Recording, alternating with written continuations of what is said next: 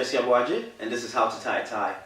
So there are about 50 different tie knots out there, and this can get very confusing when you're learning how to tie a tie. You only need to know 3 of these knots, and these are the 4-in-hand knot, the half Windsor, and the full Windsor knot. The general rule of thumb when wearing a tie is to ensure that the tip of the tie is right where your belt buckle is. When it's above that, it looks wrong, and if it goes below your belt buckle, it's pretty much where your fly is, and you could possibly have an accident in the washroom and ruin your precious tie. So now, let's start with the 4-in-hand knot.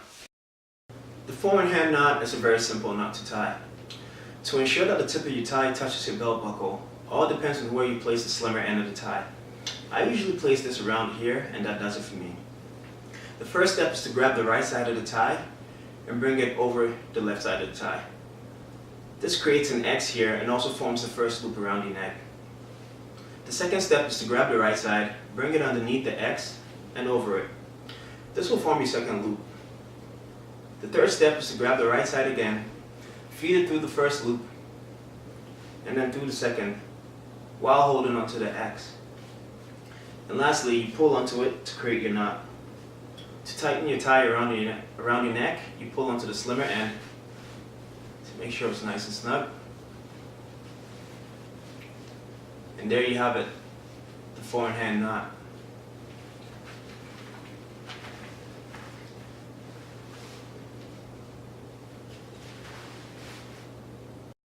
The first step with a half Windsor knot is to grab the right side and bring it across the left. This creates the first loop around your neck and also forms an X down here. You then feed the right side through the loop and pull onto it to the right. Then you wrap the right side behind and over the X. This will form your second loop. After this, the next step is to feed the right side through the first loop and then through the second. You then pull onto it to form your knot. Lastly, you adjust it by pulling onto the slimmer end of the tie so it's nice and snug around your neck.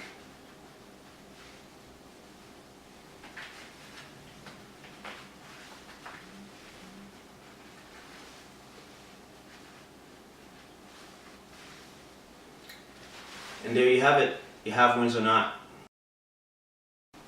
Lastly, we have the full Windsor knot. Now this is a knot that is best used when one wears a skirt color shirt or cutaway color shirt. The first step is to grab the right side of the tie and bring it across the left. This creates an X down here and also forms the first loop around your neck. The second step is to grab the right side again and feed it through the loop from behind and pull it to the right. The third step is to grab the right side again, wrap it behind the X and feed it through the loop from the front. You then pull it to the left, and now you have a knot forming right here where the X used to be. After this, grabbing the right side, you bring it around the front of the knot and feed it through the first loop and then through the second loop that was formed when you wrapped it around. You then pull onto the right side to form your knot. Just adjust it.